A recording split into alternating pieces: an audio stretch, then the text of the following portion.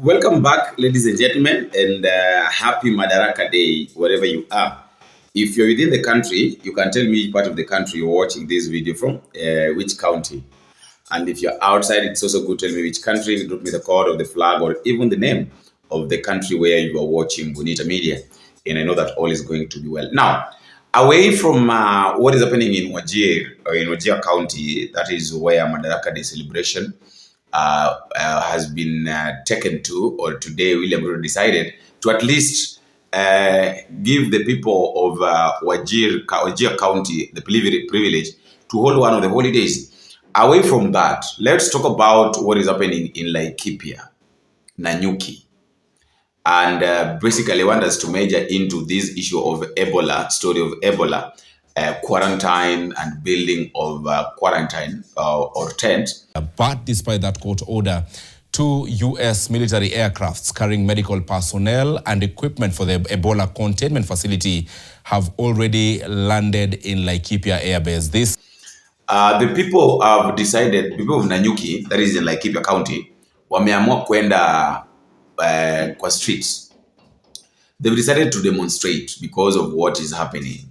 So basically, that is what I want us to talk about. But before we do that, let me humbly request you that if you are a team of Bonita Media and maybe you also want to join, we have a charity work going on. We are almost coming to an end of it. So please, if you have something, you can just use the number on the screen. But before that, I want you to watch this. This is the story. To the Bonita Media community and family, fellow Kenyans, we have a project here. Actually, it's a very painful story, but I will request all of us, if you're watching and you are willing to help, I would like us to come together to at least help this family. They really need help. They've been struggling. They've been in pain for a very long time.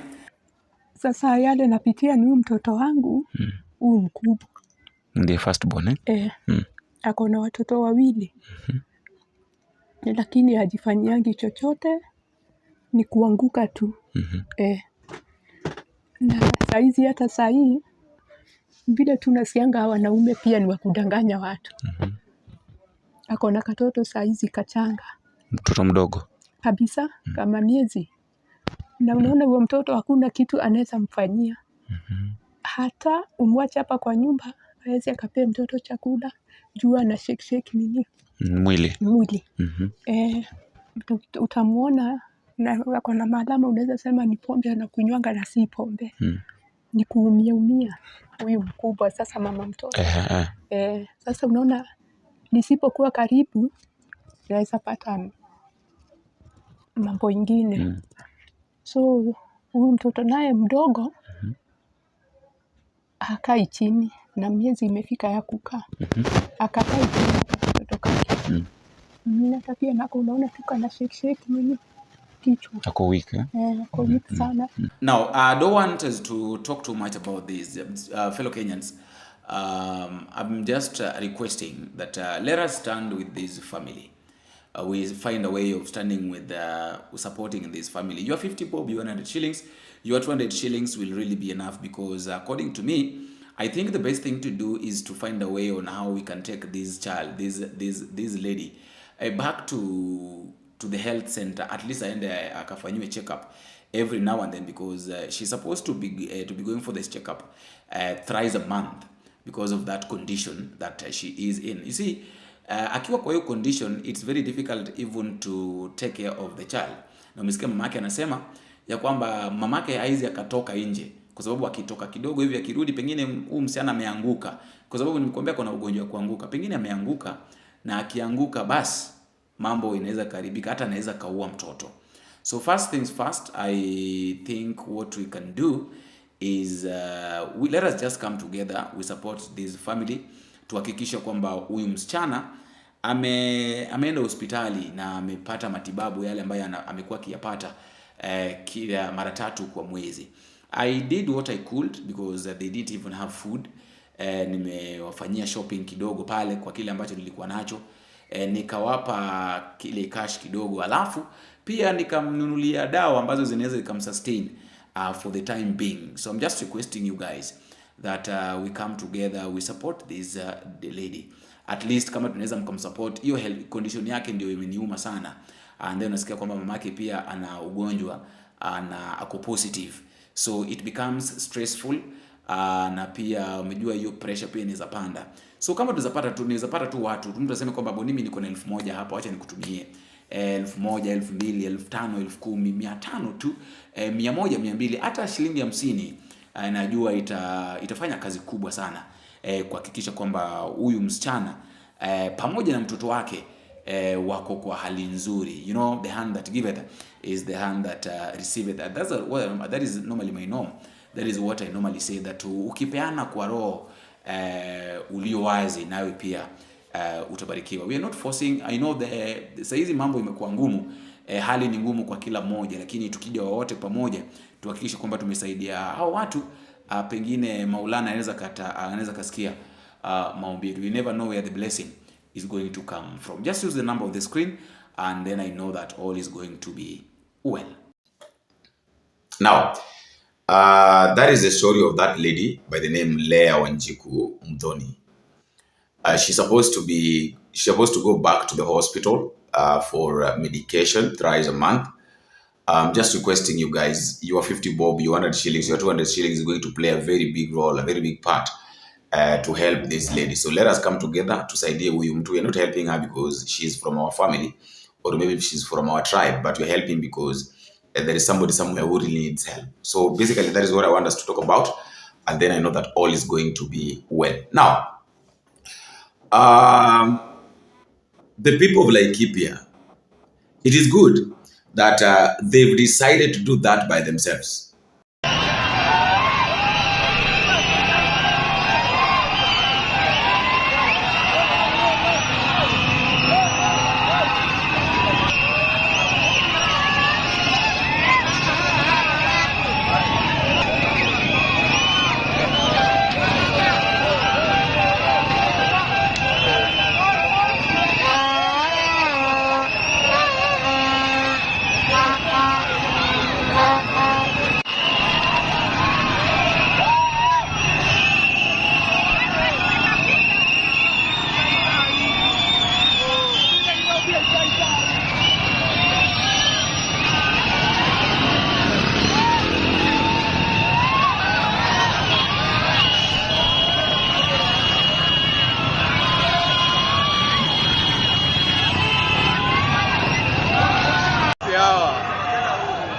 Hawa tunasema no Ebola kwa quarantine. Waende. Kwa hiyo Nanyuki tunasema no to Ebola quarantine in Nanyuki. Hata ni hadi kambi bro. Eha. Safi. Kadi yao. Wenye anuliza kuna nini hizo facilities za Ebola zenye zinaletwa huku na watu hawataki. Nini? Nataka kupanda You know, it is quite unfortunate that most of the things, or majority of the things that normally happens or that are normally done because somebody is pressurizing you to do them. But I love this situation where people just come up and say that, okay, tunakataa hii kitu. You know, hii mambo na Ebola imekataliwa na watu wengi. Hii mambo na Ebola quarantine imekataliwa na watu wengi, and as we speak right now, even the foreigners have decided, have cancelled all the trips to Kenya because of the quarantine. And why is it that United States of America wanaona kwamba their life is so much important more than Kenyans' lives? I want to say this, unaona saa hii mtu mmoja tu apatikane na Ebola Laikipia, just one person. I tell you that one person can cause havoc, can make a lot of people to die. But despite that court order, 2 U.S. military aircrafts carrying medical personnel and equipment for the Ebola containment facility have already landed in Laikipia Air Base. This is our earlier story, which Kevin Mutai has been working on, and here are the details. Number one, the Kenyan government is currently establishing an Ebola quarantine and treatment facility in Laikipia County in partnership with the United States government, according to flight radar and details from multiple sources. One of the aircrafts bearing registration number US Rogue E50 landed in Laikipia Airbase Sunday morning, reportedly carrying equipment and medical personnel to be deployed at the facility. The U.S. military plane is believed to have departed Ramstein Air Base and landed in Kenya in readiness for the establishment of the treatment and isolation camp. The camp is designed to treat American citizens exposed to the virus after the current outbreak in the Democratic Republic of Congo. We cannot and will not allow any cases of Ebola to enter the United States.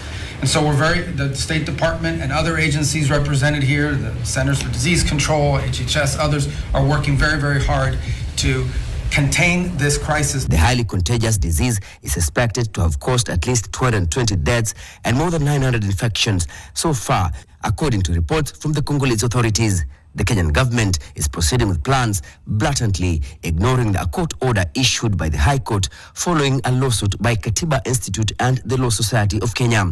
Katiba Institute argued that there was an imminent threat to life, questioning Kenya's preparedness in dealing with the deadly virus. The court issued interim orders after considering the matter as of public interest, halting the program until the lawsuit is heard and determined. This also comes in the wake of heightened public concern and widespread criticism over the safety of Kenyans.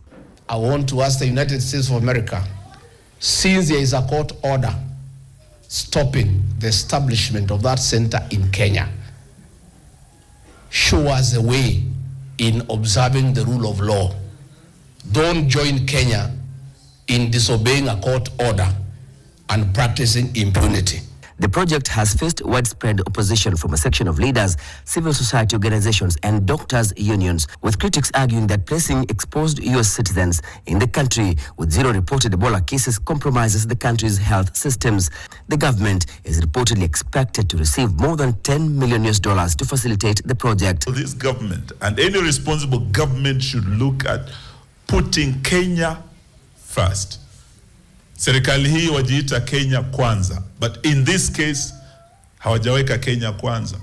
They are looking at the American dollars. The initiative is meant to strengthen monitoring, isolation, and emergency response, as well as containment of the highly infectious disease.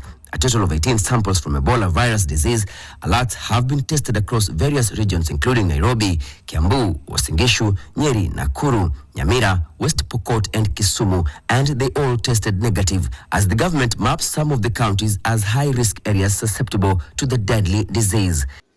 Because of Ebola. Ebola spreads like something, like air, because it's an airborne disease. It has spread very fast. Na kama danger iko like imeingia Laikipia, automatically danger itakuwa imeingia Kenya. Itakuwa imeingia kwa every part of the country. You understand? So I love it when these people were Laikipia wameamua kwamba mimi sisi tunaenda kwa streets na sisi tuna demonstrate. The demonstrations, mtu aseme kwamba they are doing wrong to demonstrate. No. They are doing, actually, if there is one thing that these people have done after a very long time, is going to the street. Hii demonstration yao ni mzuri, wamefanya, actually kitu wanafanya ni wanafanya kitu nzuri sana. Demonstrating, it's like we are tired. Other counties, other people are complaining about this, but with us, we are now saying that we don't want it. Achana na mambo ya William Ruto kuenda wajia kucelebrate Madaraka Day. Actually, Madaraka gani we are celebrating? Kama watu wanaenda watu wanawawa because of Ebola. No, let I just say the truth. I was listening to something which is very much important, that it's good that you also listen to concerning this issue or concerning this story of Ebola and everything. You know, wamegeuza maisha wa Kenya imegeuzwa kuwa biashara. Ni biashara tu ndio wanafanya. Like I had someone yesterday saying that William Ruto akipata pale ambapo anaweza uza Kenya hata bili. Yaani William Ruto can do anything to get money.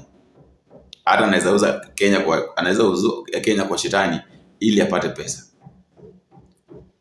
What is it? What is the pressure of being rich? What is it with the pressure of kukua tajiri, kutajirika, unanyanyasa wengine ili utajiri? What is the need for? No, tuseme tu kweli. What is the need of kutajirika kwa kunyanyasa watu wengine? So I love what is happening in Laikipia, by the way.